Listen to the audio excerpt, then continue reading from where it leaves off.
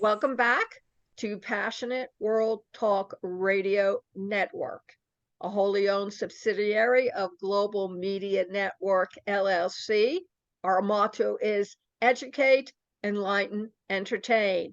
And today, for International Women's Month, we are talking about, unless with a T, we forget, about how women executives treat the women who are working beneath them, and why we are talking about it for International Women's Month is because women don't treat other women kindly. And I will let Lisa Skinner and Betsy Worcel tell you their stories, give their opinions, and if you have any questions, please, at the end of the show, we will be giving you our emails. Please write down your questions so we can bring them up next Friday at 3 p.m. and answer them for you. So, Lisa, why don't you start off?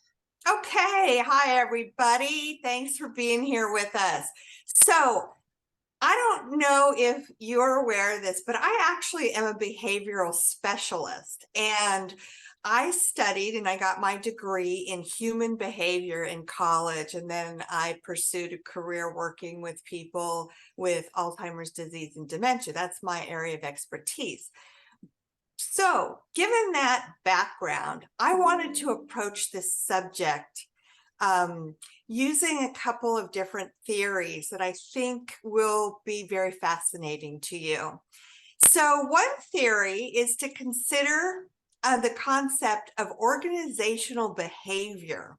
And organizational behavior is a discipline that includes principles from psychology, sociology, and anthropology.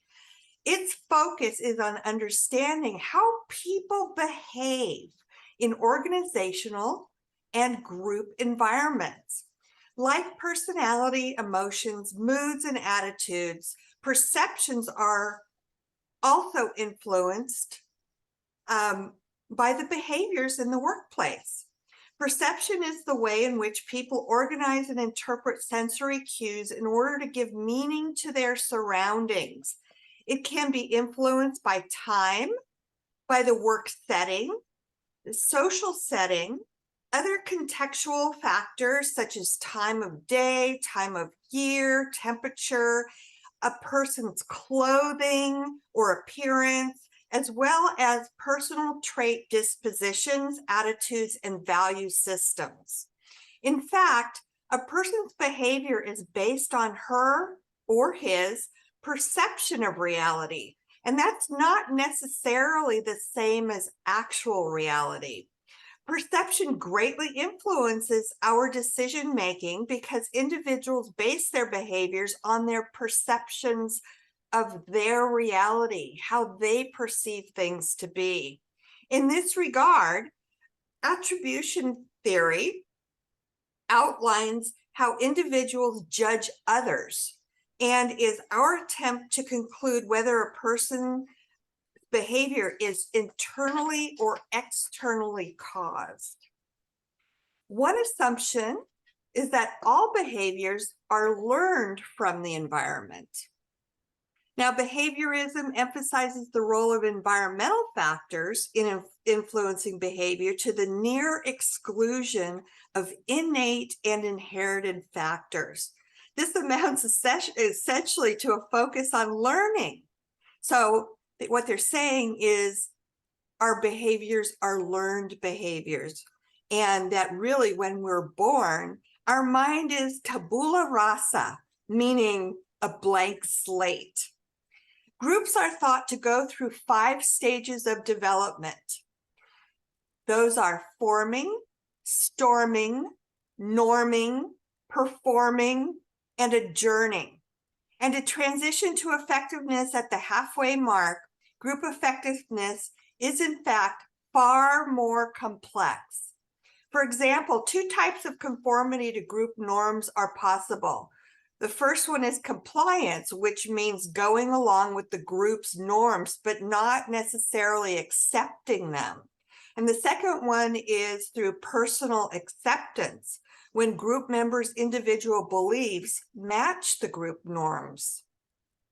Behavior in groups then falls into required behavior, usually defined by the formal group, and emergent behavior that grows out of the interactions among the group members.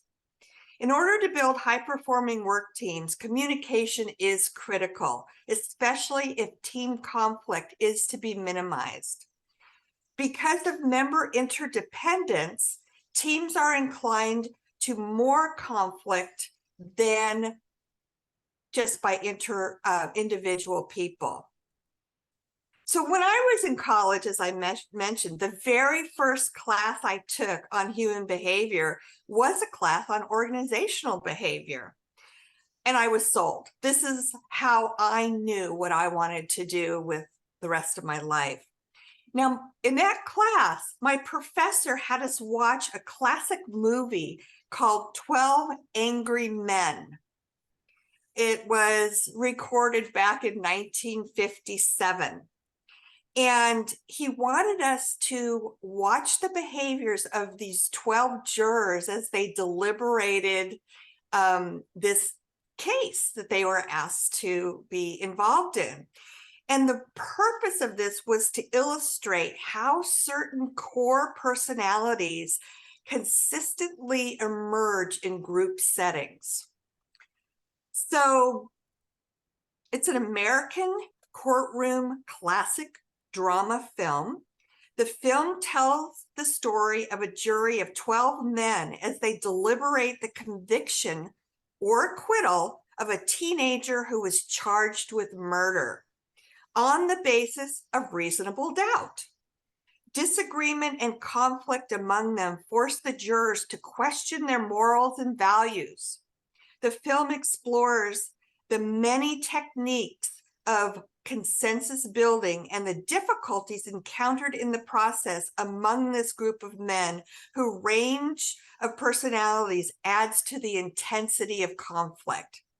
The jurors are all defined in terms of their personalities, backgrounds, occupations, prejudices, and emotional tilt. So let me just quickly run through these. Juror 1 was the foreman, and he was a calm and methodical assistant high school football coach. Juror 2 was a meek and unpretentious bank teller who was easily flustered, but eventually stands up for himself. Juror number 3 was a hot-tempered owner of a courier business who is estranged from his son, the most passionate advocate of the guilty verdict. Juror 4, an unflappable, conscientious, and analytical stockbroker who is concerned only with facts and not with anybody's opinions. Juror number 5 was a Baltimore Orioles fan who grew up in a violent slum and is sensitive to bigotry towards slum kids. Juror number 6 was a tough but principled house painter who objects to others, especially the elderly, being verbally abused throughout his life. Juror 7, a wisecracking salesman who is more concerned about the Yankee game he is missing than actually the case. He didn't really want to be there. Juror number 8, and we all remember Henry Ford. He played juror number 8. He was a humane, justice-seeking architect and father of 3, initially the only one to question the evidence, and he initially voted not guilty. Juror number 9 was a thoughtful and intelligent elderly man who was highly observant of the witnesses' behaviors and their possible motivations. Juror number 10, well, he was a pushy, loud-mouthed, and xenophobic garage owner. And finally, juror number 12, an indecisive and easily distracted advertising executive. Now, the professor of law emeritus at UCLA School of Law, his name's Michael Asmo, referred to this film as a tribute to a common man holding out against lynch mob mentality. Since then, I have paid such close attention to this theory, and I have definitely noticed in the 30-something years since I had this class, almost 40 years, I guess I should say, without trying to date myself, that what I learned and what I'm sharing with you all today is so true. The settings change, the faces change, but these distinct personalities really do emerge no matter what. There is something definitely to be said of the adage, there is one in every crowd. Now, there are several personality types of people in an organizational setting that can dictate the behavior of individuals. And the more you can understand the distinct personality types that tend to emerge within organizational or group settings, the easier it will be to identify them and to understand why these distinct personality types surface in these settings. And the reason why I went to the trouble of giving you a little synopsis of the personalities of these 12 jurors is because during the movie, those personalities changed dramatically. And this is the whole point to this theory, that in organizational and or group settings, core distinct personalities of people emerge, even if that's not really their true personality. And I can honestly tell you, I have seen this throughout my entire career. So I'll tell you the distinct personality types.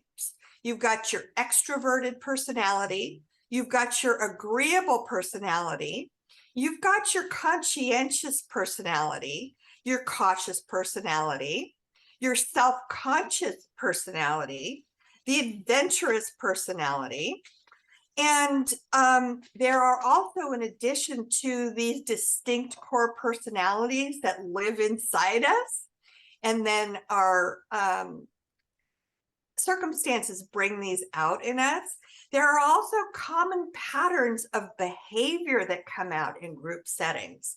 So one of them is called the overcompensating behavior. Then there's the brown nosing or sucking up behavior. There's people whose behavior emerge and they just start putting others down. That's a common behavior in group and organizational settings. And then shyness, social withdrawal, fidgeting, anxiety, and avoidance are all typical signs of a person's insecurity. Insecure people are less likely to be social in the office and not want to speak out or contribute much to the team. They may be overly anxious, nervous, and even fidget when placed in uncomfortable situations. The insecure person may avoid situations that require confidence, such as giving presentations. So that's one theory that I wanted to share with you about this subject that we're discussing today. Another theory to consider that might explain why women are mean to other women is that female rivalry happens when a woman uses her power to keep another woman down, mistreats her, or competes unfairly. Women can and do internalize patriarchal messages that women are not as strong, not as competent, or as capable as men. This is known as internalized sexism. It's a real thing. Women unconsciously absorb beliefs about their rightful place, and those messages show up in how women judge each other. That can lead women to mistreat, underestimate, and distance themselves from other women in order to increase their power and standing among men. In addition, successful leadership has long been defined by men, as we all have witnessed in our lives. With few women role models, professional women have emulated men in order to find acceptance and get ahead. The last theory I'm going to share with you is called the Queen Bee Syndrome. Okay, what's the Queen Bee Syndrome? Queen Bee Syndrome is a term used to describe women professionals who rise through the ranks and then alienate more junior women because of the threat they pose to this newly achieved position. They become heartless drones, like Meryl Streep in Devil Wears Prada, and pretty much makes work utterly miserable for their female subordinates. Once they obtain power, these queen bees exercise their might, not just through holding their female employees back, but also in some extreme cases, resorting to what can only be classified as harassment in the workplace. Jennifer Aniston has also noted this phenomenon in her career. She states that she is often treated worse by her female than male colleagues, and she has recounted numerous instances where she has been sidelined and bullied by women. Well, it turns out this is actually a worldwide phenomenon, familiar to masses of women in the corporate world. To shed more light on this distressing phenomenon, University of Arizona professor Allison Gabriel conducted an extensive survey analyzing workplace interactions between men and women. The study revealed that women are more likely to feel mistreated by their female colleagues than their male counterparts, just like Jennifer Aniston has said she has experienced. I can attest to that too. So there's three theories that we can consider. It may be one, it may be number two, it may be number three, or it could be a combination of all of these. Thanks for listening. Betsy? Hi, everyone. Thanks for joining us. Thanks, Lisa. That was really very interesting. I personally have worked in what you would have considered a woman's dominating fields. I worked in nursing, retail, and I worked in a preschool. And I had to say, from my own personal experience, I have never seen such vicious people before. Nurses will eat their young, they say. It is tough. I mean, I have seen nurses make someone's life so miserable that they ask to be taken off the floor. They're like worse than the mob. They will work to get rid of you. Sometimes people have what they call like mobbing, when a group of people work against someone to make their life miserable. There's bullying where they don't talk to the employee and very rude. From my own experience, and I don't understand this at all.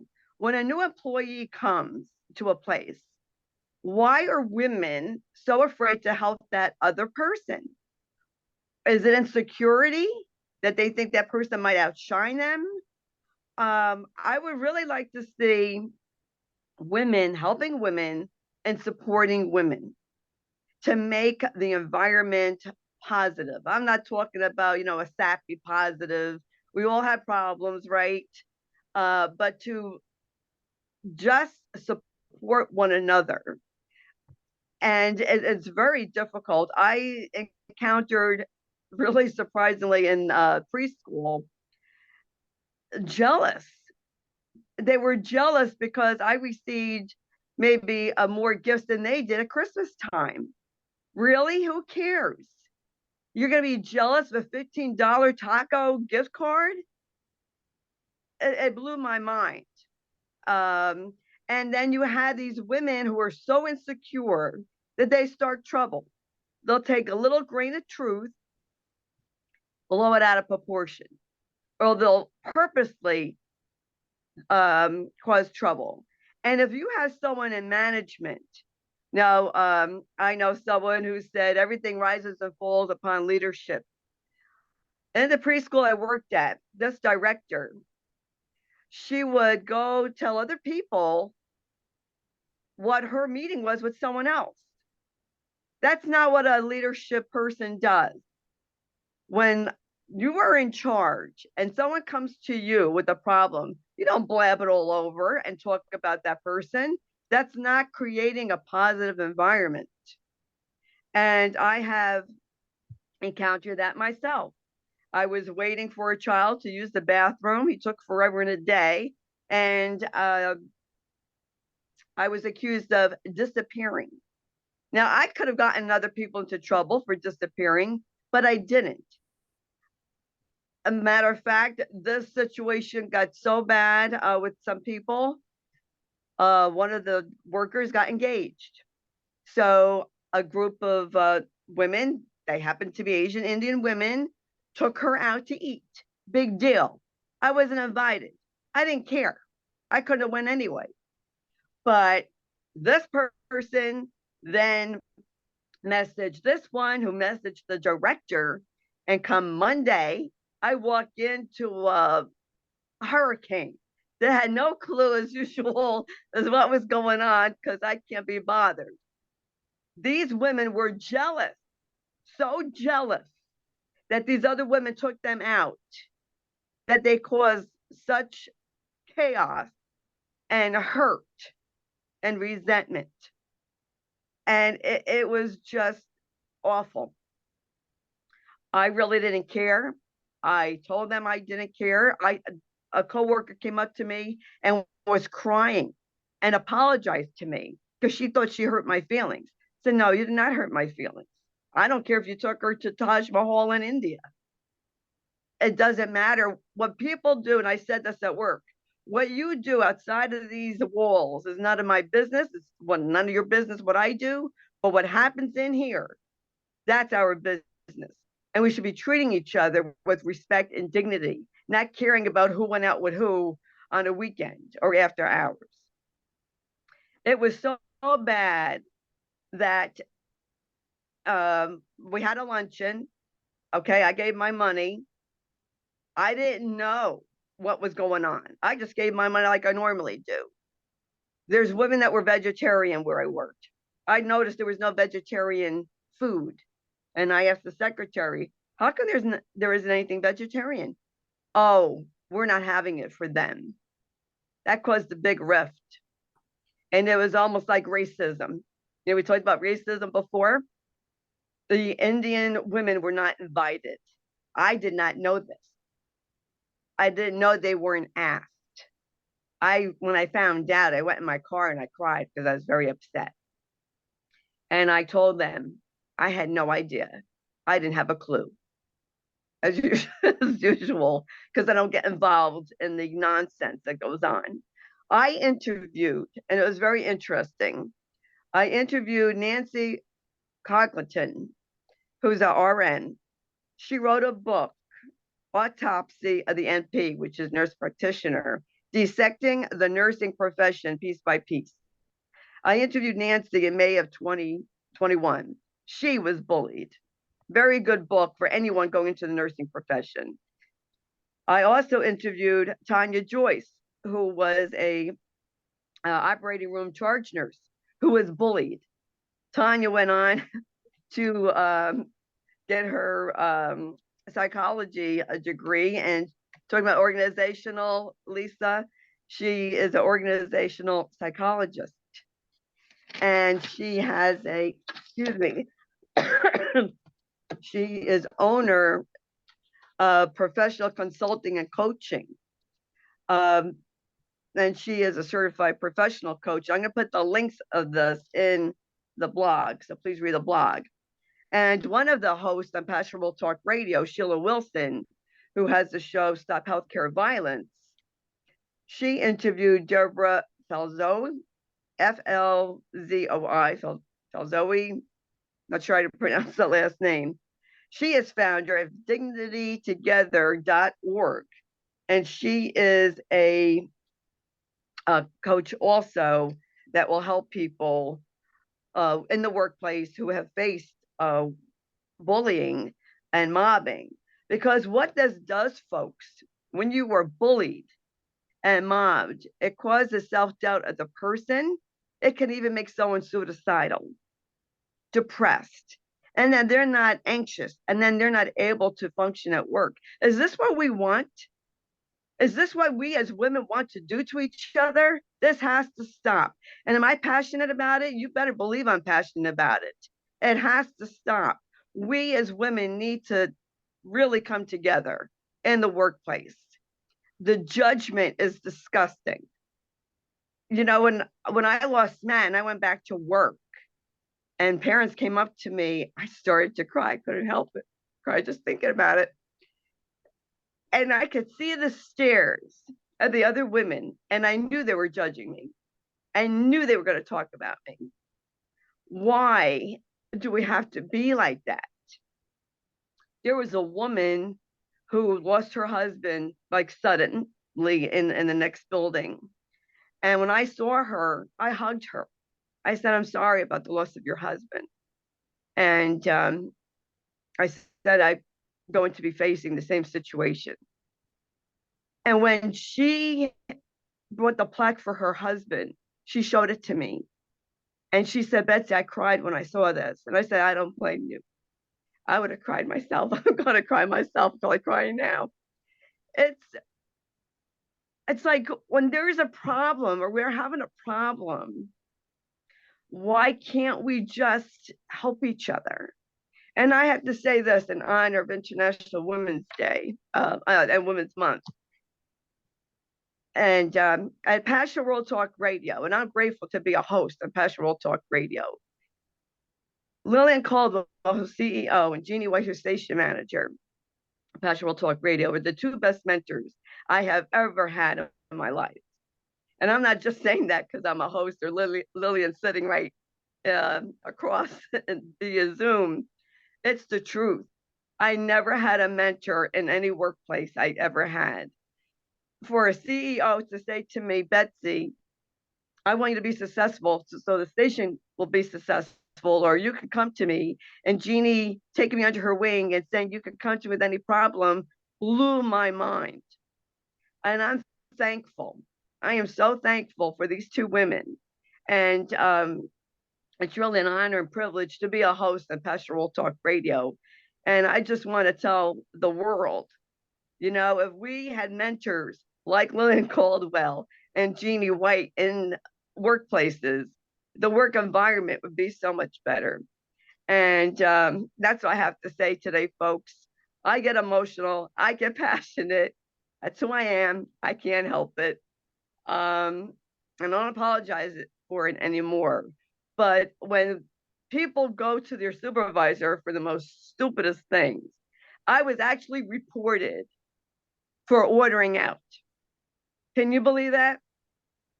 People went to my director and said, I order out. Well, my husband can't cook. Josh doesn't cook. I come home after 7 o'clock at night.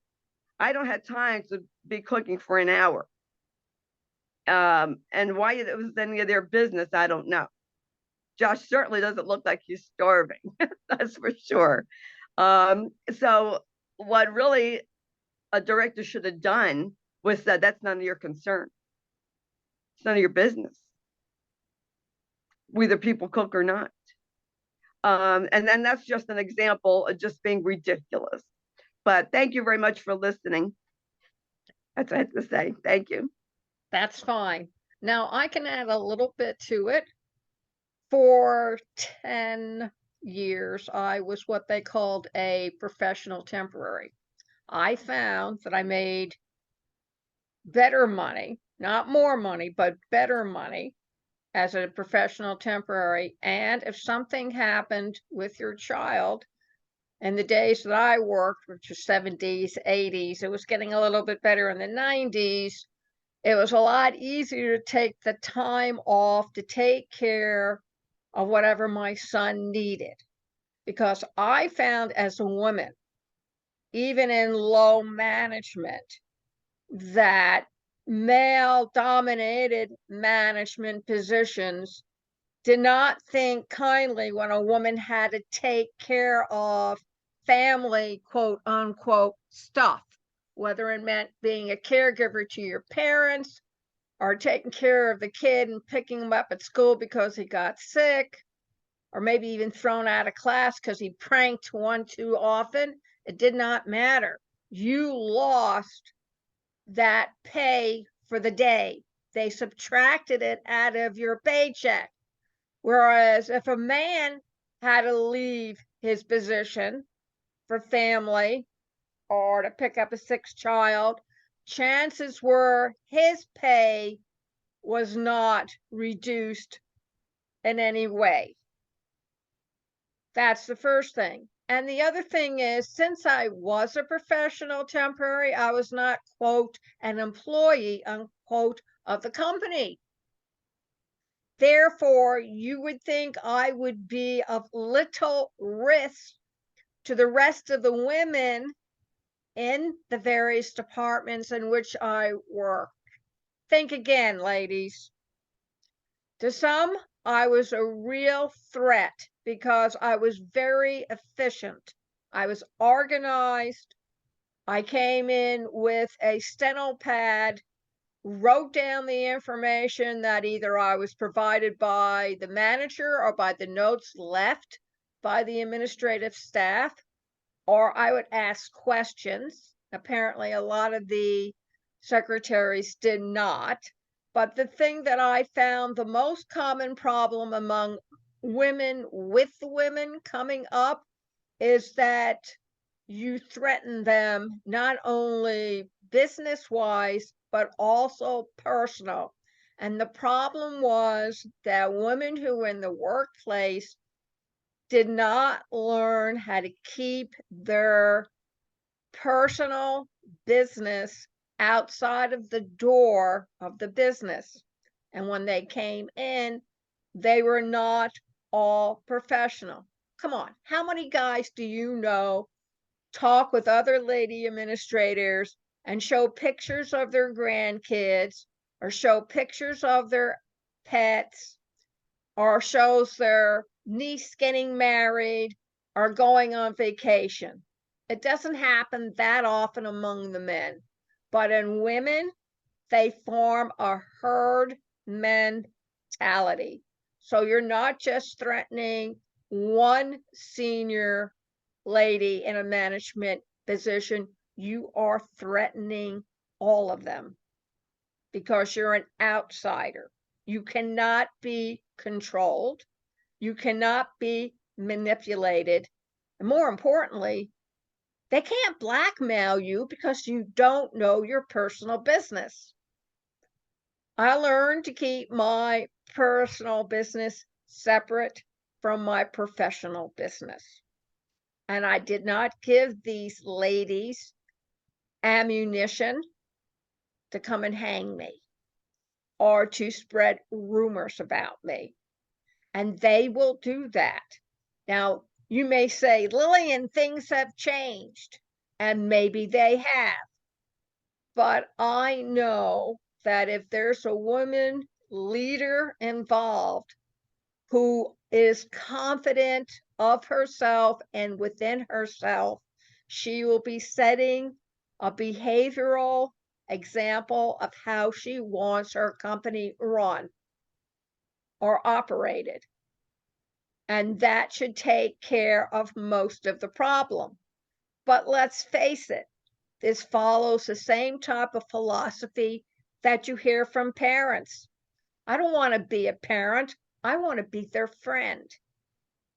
But you can't be a friend as a parent any more than you can be a friend during business hours. You have to report to your senior managers, who in turn report to their senior bosses, who reports to the board of directors. They want to make money with that company.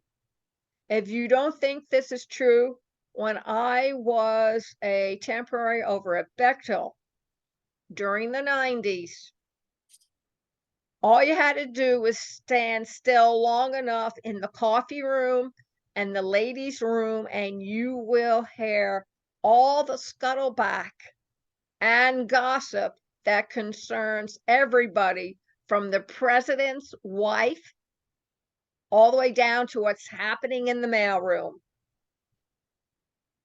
So by the time I was finished for my first 12-hour shift, I learned who committed suicide by entering an elevator that had no elevator. It was an empty shaft. I learned who was sleeping with whom. And I learned who was trying to blackmail upper management. Because when you're not in the in crowd, and surely you ladies must remember high school, they talk as if you do not exist. Therefore, you're not hearing anything. I learned a lot more in the year at Bechtel than I thought I would ever learn on the job. And you're going to say, Lillian, what does this have to do with International Women's Month? Because if women internationally behaved the way they did during the 80s and the 90s, then we haven't come a long way, ladies. We have a few stars that manage to rise above everybody, and that's good. But my concern is for the current 21st century and beyond. You do not hear men gossip. You do not hear men tell stories unless it's about the one that got away on their fishing rod. Men know the difference not to let their personal behavior interfere with their business behavior. If you're in a high-ranking position, you don't tell people you hate them. You don't tell them that you're going to get your husband to take care of it for you. Men have learned how to behave socially and in business. And it's time that all ladies who are involved in business, whether they're in the mailroom all the way up to the executive suite, I hate to say this, lady, follow their example. You don't have to dress like a man to follow business behavior. So what does that mean? It means that no matter what happens, they never see you cry. You never let them see you bully another lady, put them down in front of an audience, run off to the ladies' room, hiccuping. Even at office parties, women are nasty to other ladies, either by the way they dress, how much they drink, who they're flirting with.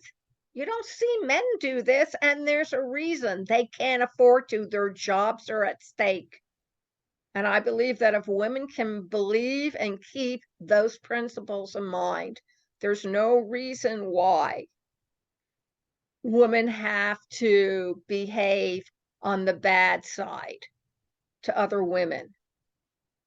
I've heard some of my mentors who are all in senior positions talk about the 18-year-old who came in and 4 years later he was already in senior management. And they encourage that. I don't see that among women. Or you hear the men talk about a guy who put in 100 hours every week and he got a promotion. I didn't see that among the women at all.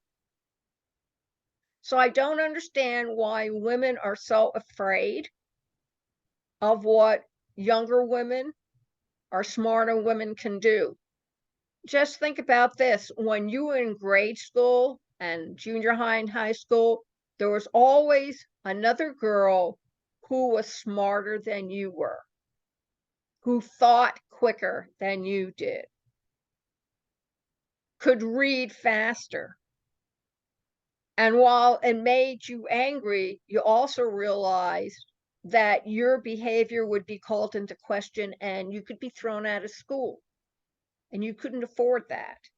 So maybe you should think, if I misbehave badly in the office, instead of being expelled, I can be fired. And trust me, ladies, they don't have to give you a severance plan. My daughter-in-law was unemployed by the end of November. Do you know she still has a severance plan coming in? And it was because she handled herself like a professional, and her company wanted to know how badly they felt about letting her go, but also making her feel a little bit better that they were willing to carry her for 6 months until she found something else. You can't do it if you're clawing out your enemy's eyes in the department. So either A, we need to grow up, or B, become the women that I know all professional women can become. So if you have any questions or opinions, my call to action to you is to write to me at pwrnetworkllc@gmail.com. Betsy?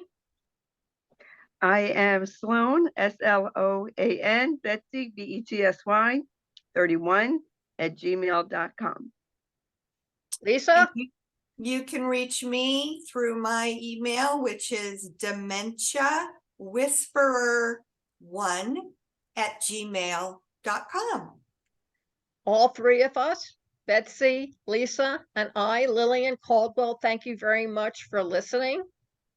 Next Friday at 3 o'clock, we will continue with honoring International Women's Month. If you have a particular subject or topic you would like to discuss, please let one of us know, and we will let you know that we are going to discuss it. I don't have to tell you, you can find us on facebook.com/Passion World Radio, twitter.com @PW Talk Radio, at linkedin.com/Passion World Talk Radio, and all the other directories that one finds on all the podcast software that is now currently out there. So remember, you don't want to forget that which is going to keep on reoccurring. It's your job and responsibility to figure out how to resolve it this time and stop the recycling of history. Have a great weekend. Thanks for being here, everybody. Bye, everyone. Thank you.